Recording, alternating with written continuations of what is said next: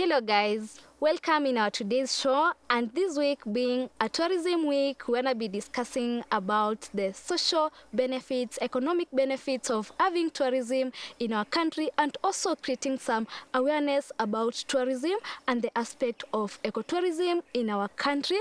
And in my show today, I have a native researcher, and not only a native researcher, he belongs also to Ma community, and he wanna take us through all this topic of tourism. He is Lepanda LESHORE. Thank you. Lepanda LESHORE native researcher, as she says, and really this is a very important week globally because Tourism Week is an annual event celebrated almost globally, especially because most of the countries are member states of World Tourism Organization. And Kenya also is a member and sits in number of committees of the World Tourism Organization. So being an annual event, it's a very critical because it aims at promoting local tourism, raising, of course, awareness of the economic and sustainability of tourism in terms of conservation, in terms of heritage, in terms of conservation in general. And basically, it highlights the connection, that connection, of course, between tourism, community development, the well-being of communities, and also vulnerable groups, at the same time fostering that pride in local culture. But basically celebrating this. For Kenya, Kenya is currently celebrating the Tourism Week, which starts from 23rd to 27th, and the climax of it will be on 27th in Kisumu, where we have a series of activities in Kisumu, attended by CS Miano and other high-level government officers and institutions like Kenya Tourism Board, Tourism Fund, and Kenya Wildlife Service. Kenya is also celebrating it because by 28th, which is the climax, on 28th of this month, we will be having a free entry to all protected areas of Kenya in terms of the national parks, in terms of government protected sanctuaries. There are also a few conservancies that Kenyans will have a free entry, hoping that there will be some control, because that will mean you need to control a little bit of the population, so that you don't undermine the ecosystem, the environment, and we urge our Kenyans to really take care of the environment in that case. So where I am now is OLOOLUA Forest. This is one of the protected gem in Kajiado County. And here we are also celebrating in a way the Tourism Week. And how are we doing that? Ma Museum has a number of activities. One of it was one that was held today, where we had meetings with communities that live around forests to be able to have a meeting so that they could be able to have communities that have interest in the forest, whether economically, whether socially. We have community forest associations. This forest initially belonged to Olebono Lonana. Before now it was, of course, passed to the government as a protected area. And this is where now communities within the 6 villages are able to take care of the forest in terms of protection. But again, they benefit economically, socially. We have the well-being of vulnerable groups. We have schools also and institutions learning and understanding environmental sustainable for development in these forests. And therefore, being in OLOOLUA Forest offers visitors an immense experiences. You know, of course, allowing them to witness traditional rituals, engage with the communities, eat their foods, what we call gastronomy tourism. There are also pastoral lifestyles, and this was the purpose why today one of the activities we held was to engage the communities, and where they were able to elect the various committees in the various 18 subsectors of the benefits that they can get from the forest, from farming, chameleon farming. There is also ecotourism. Yeah, there is water. There are those who also get firewood from the forest, and all of them have to have an access rights to these resources. And that's why today we had a very big meeting to be able to engage communities, educate them on the importance of keeping the forest. So 2024 theme has been tourism and peace. So how do we look peace? For example, in countries with conflicts, how do we protect tourism? How do we protect our sites? How do we protect heritage sites? The theme for this forest is very critical because we also have certain threats that are facing this forest in terms of, one, pollution. Number two, they could also be killing. People could be killed and dumped in this forest. There is also dumping, and the municipality has not yet put up some systems. For example, where do they throw dogs? We were in this forest, and this is the forest that they also dump dogs. There are also the pollution of this river. So in terms of access to some activities like fishing, it becomes very challenging because the fish cannot now survive on Mbagathi Kandisi River because it's already polluted by the population and the urban communities that are coming here. And of course, the other threat is, of course, some grabbing of the forest, but the CS is really working on that. And it is promising at the end of the tunnel that some of these challenges are addressed. But it is Kenyans. Protect the forest to protect you. This is a gem. We cannot lose it. And we have to protect it through our hearts and our efforts by all means. Okay, this now being the tourism week, what are some of the attractive places or sites maybe in the country or in Ngong or in Kajiado where I feel like I want to have some visits? There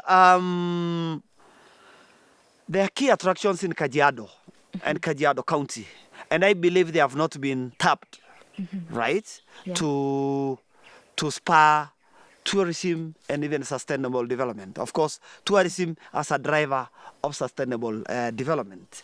And there are certain attractions within the Ngong and all the way to the southern part of Kenya. When you look at Ngong Hills, it offers a mix of history, heritage, conservation, natural beauty, the flowers of Ngong and all that.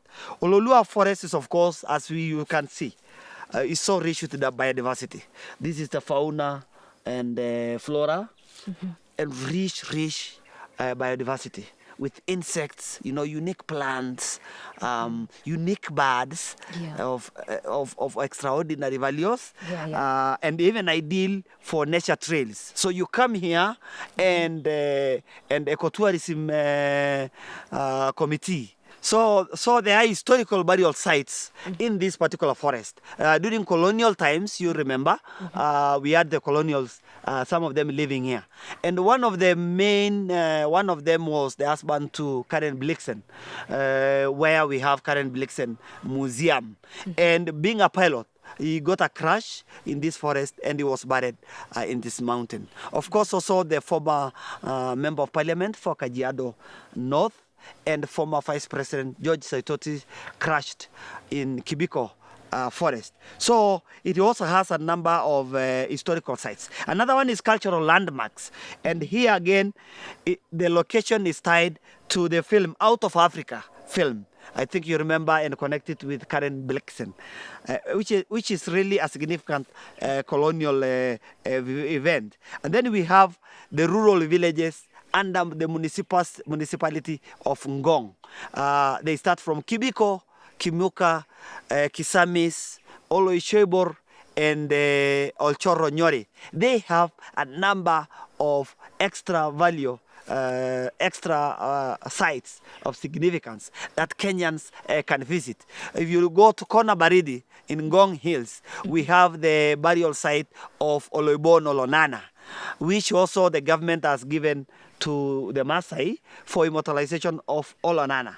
Then you have Oloshebor village, which has also very rich sites, including the 14 acres that were donated by J.M. Kariuki. You remember during Kenya pre-independence, and he was one of the politicians who was killed and dumped in Oloshebor. There is also a sanctuary for the giraffes. So it's very, very, very important for, initiative to promote wildlife and tourism.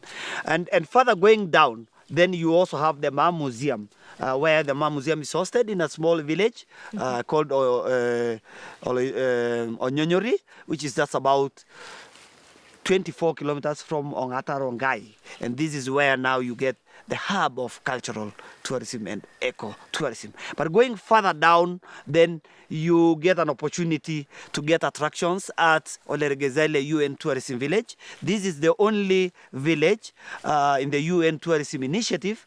Out of 175 applicants in 55 countries, member states of World Tourism Organization, Oleregezele was awarded for its cultural and natural diversity. And again, in the same basin, then you also get the Griffon vultures, the retirement home of vultures. There's also the prehistoric site, which actually has the highest accumulation of artifacts, you know, and hand axes that were used by early man. Going down to Kora Basin and Magadi, you have a lot of archaeology and a lot of paleontology, and to also host some key sites of value that people and Kenyans need to visit. One is, of course, the international migratory of birds. So you have birds coming from Lake Natron, coming to pick their visas in Lake Magadi, and there are also those that pick visas to go to other Rift Valley lakes and those that go to Europe.